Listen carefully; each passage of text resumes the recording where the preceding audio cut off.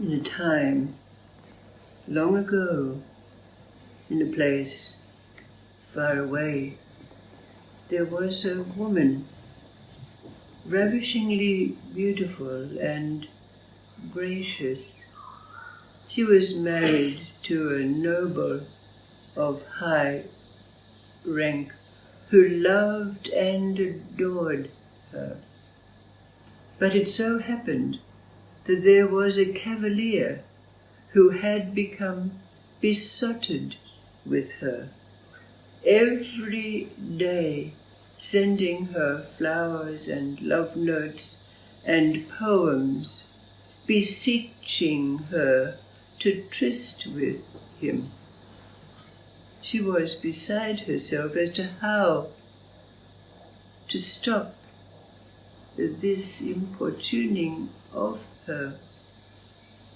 But then one day she woke up and she penned him a note in which she said, "I will come to you when my winter garden blooms with flowers."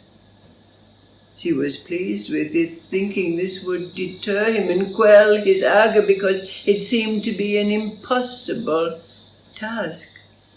But he wrote to her and said, "My desire for you is so great that I will find a way." And so he set out to find someone who would be able to do this, turn a winter garden and fill it with summer flowers. He traveled far and wide and had many adventures before he finally found a sorcerer, a shaman, who lived in a small hut in the mountains, who it was said could perform such miracles. And so when the cavalier presented himself to the sorcerer, and of course he was quite skeptical about this man. How could he perform miracles? He looked like a hermit and hobo. And of course, the sorcerer, being of the ilk that he was able to see this, and he said, "Do not be caught with appearances. What is it that you are wanting?" So the cavalier explained to him. "Oh," said the sorcerer, "this can be done easily. But tell me, what is it worth to you?"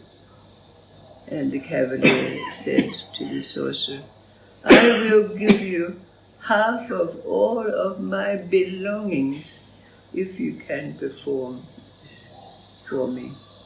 "Done," said the sorcerer.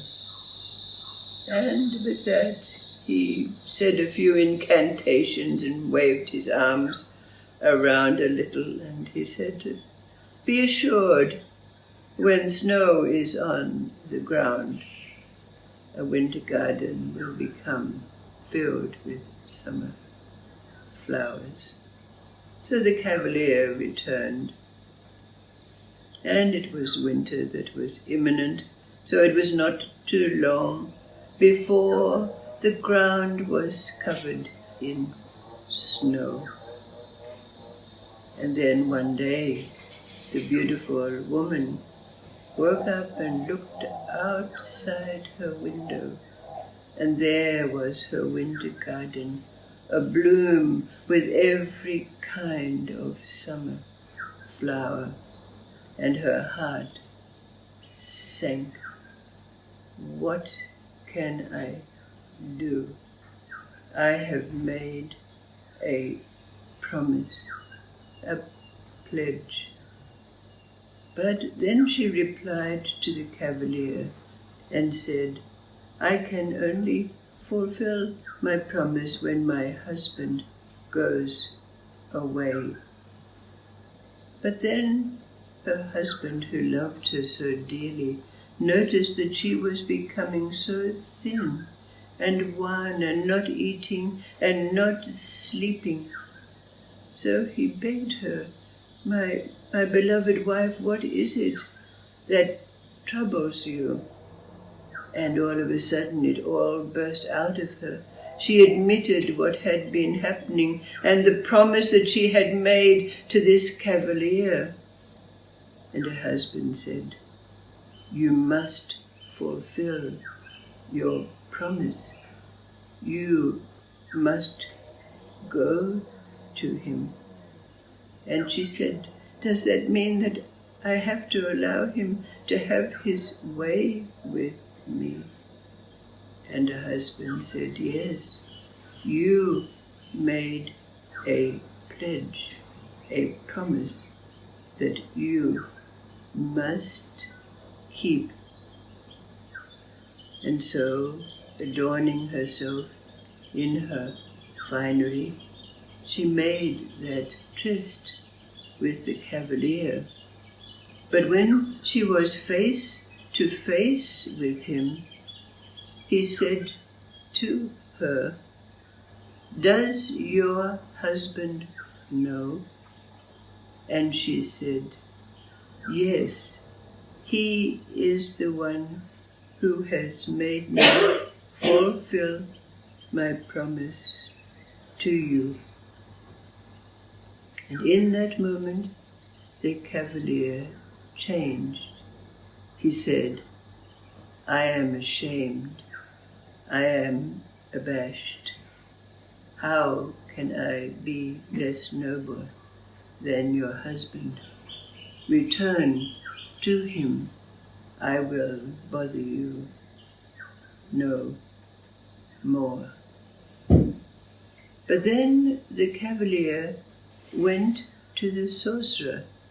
He had promised to pay him half of all that he earned if he fulfilled this wish. So when he was in front of the sorcerer and told the sorcerer the story, the sorcerer said, "How can I be less generous or noble than the husband or yourself?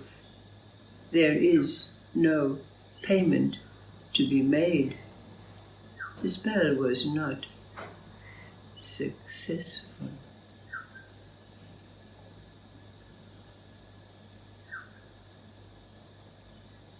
So the question that arises from this story is, who was the most generous and noble? And what for us arises as an awareness of its meaning?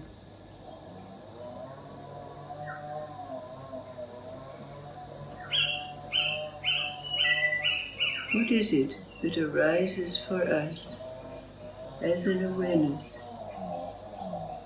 from this story?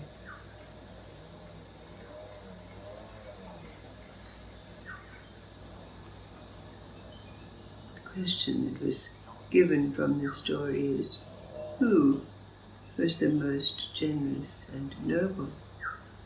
But more importantly for us is, what does it evoke for us as an awareness?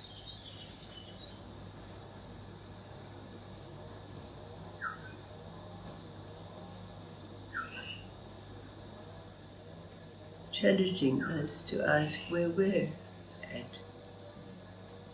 What is nobility?